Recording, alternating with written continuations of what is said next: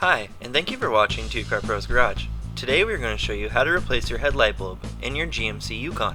First, open the hood using the release latch located on the driver's side dashboard.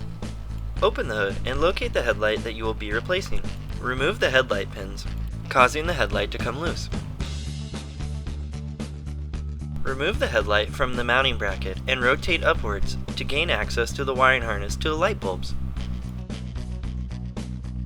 Using a small standard screwdriver, remove the wiring harness from the light bulb.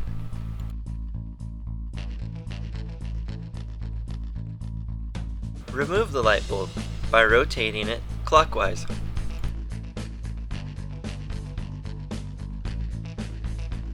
It's always a good idea to compare your light bulbs before you finish the repair. Install the replacement bulb. Then connect the factory wiring harness.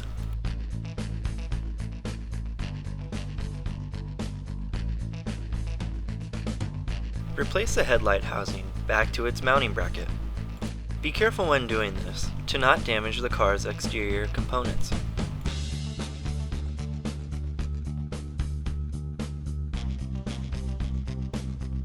Last step is to install the headlight housing pins.